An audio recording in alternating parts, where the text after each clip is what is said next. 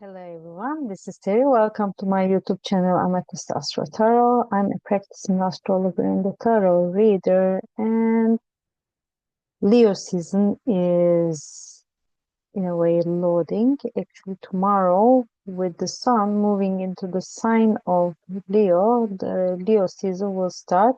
This is a short video about to see what is going to happen during the Leo season. Let me share my screen to show you the details. Actually, it's not a quite eventful. Lots of things are happening in the sky. I mean, compared to the Cancer season in a way. And I mean, it's like getting prepared and resting a bit before probably the eclipses happening during the Virgo season. I think we can think about it like that. As I said, I mean, tomorrow, today is 21st, tomorrow, July 22nd, Sun will start its journey in the fixed fire sign Leo at 2:30 in the afternoon. And during this period, we have, like as usual, I mean, we have the new moon in Leo, which I would make another video about that, which means that that's the time that I like calling it the divine meeting in the sky. It's like a marriage between the sun and the moon, and it could be happening in the second degree of the sign of Leo. So if you have, I mean, the people having fixed sign placements, especially Leo and Aquarius in the first degrees, they may be impacted by this creative, maybe generous, fun, um, and also authentic type of new starts in a certain area of their life. But as I said, I will be talking more about this. And we will have the Chiron stationary retrograde, which will generally uh, retrograde in the sign of Aries, but this wouldn't be the last time that Chiron would be retrograding in the sign of Aries, because after it moves in 2026, it moves into the sign of Taurus. During the retrograde period, it will revisit Aries as well, and Venus will start its journey in Cancer, so it would be a different, a more nurturing, a caring approach to both relationships. And I think that kind of past related attachments would be with our values, what we value maybe the most in our lives, and it could be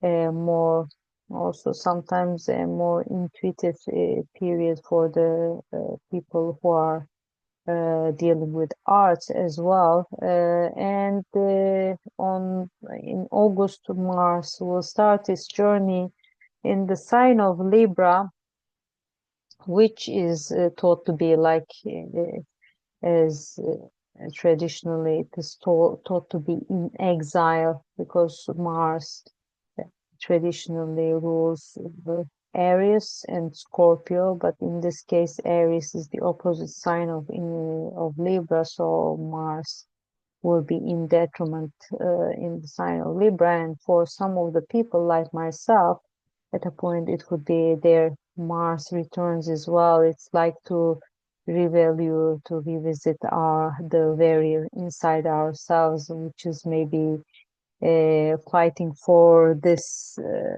justice, or some kind of harmony, some kind of peace. And it depends which area of life, of course, it corresponds to. And then on August 9, we will have this full moon in Aquarius, which means like the divine opposition in the sky, because moon would be opposing the sun. The moon in Aquarius will be opposing the sun in Leo. And as I always tell, I will also make a video about this. But as I always mention, I mean, the full moons, of course, they are about the peak points, sometimes the completions of the things that were started during the new moon time, that all those planted seeds will come to a fruition or like completion at a point.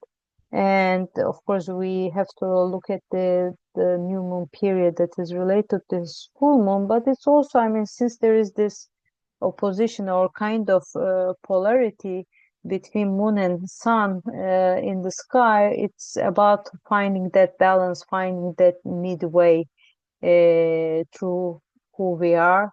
I mean, in that sense, I mean, we are talking about Sun in Leo, and I will explain it more that and how we feel in a way, how we express our sense of security and how we express our needs, how we express our emotions. They would be like kind of in polarity, and it's a way to uh, find the middle way so that they can work together instead of getting these two polarized energies being in polarity and causing maybe sometimes discomfort in a way, making them work in harmony together, maybe with some kind of compromises, etc. I think that's important. And also, I think, not I think, it's around that period that Mars, the planet of Mars, which would be by that time already in Libra, will have some interesting context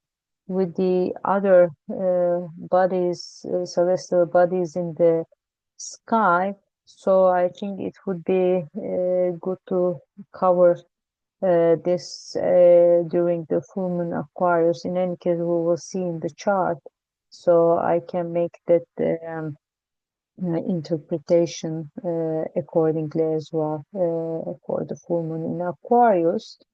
And as we know, our legendary Mercury retrograde has already started, and on the August 11th, Mercury will be stationing direct, and the post shadow period will start, which means that, I mean, in a way, because the things don't go to normal right away, so there would be a period of cooling down and wrapping things up during whatever happened in the Mercury retrograde period. So it could be a kind of a reconciliation and commenting on what happened that time, and then with the post shadow period finishing on the 25th of August, then we can like seal all that Mercury retrograde period in the sign of Leo. And on August 22nd, Sun will start its journey in Virgo. And as I said, that would be an interesting period, as there would be two eclipses that time. With the new moon, there would be a solar eclipse, and then with the full moon, there would be a lunar eclipse. So we will be talking in details about them later during the Virgo period. And also, I think with the Sun in Leo, as I was telling, like it's a kind of a resting period before we get like exposed to all those eclipses and more activities in the sky during the Virgo period. Also, we have to take into account that we have at the moment, still, if we add the Mercury stationing, retrograde, and Chiron stationing retrograde during the Leo season, we will be having like Pluto, Saturn, Neptune, and then Chiron and Mercury all retrograde. So there is a halt type of energy in the sky as the retrograde planets. Sorry about this. Retrograde planets are not going to be in full. This point that how you have the cup.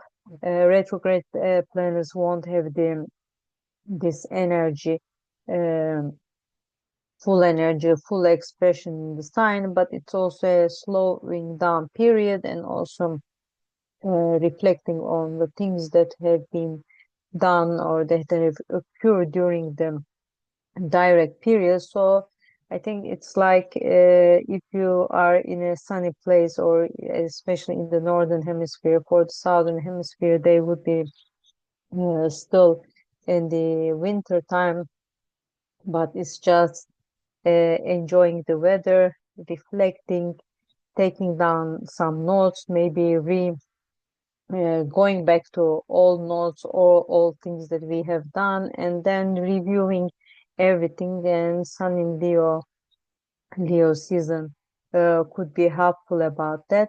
So I think that would be that. As I said, for the events happening on the calendar of Leo season, about some of them I will have more detailed videos for you.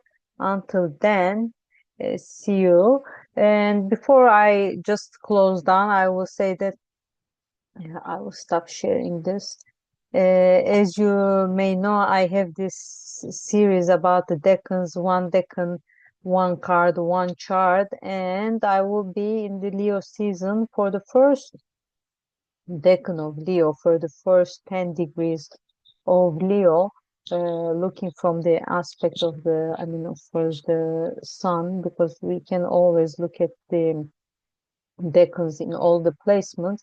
But for the first decan of Leo, I will have, of course, the card, the minor arcana associated with the Leo is the um, Five of Wands. Sorry, and is the it's the fire sign, fixed fire sign, and the first fire fixed card would be the five, and since it's fire, it's one, so we will have the five of wands, the associated minor arcana card, and the chart I will be looking at for a public figure that has sun in the first decan of Leo would be Sandra Bullock. So in the following days, I will coming up with that video as well. Stay tuned. All the best, and for all the people that were born during the Leo season, I wish all the best. Happy birthday. Have a lovely year ahead. Bye bye.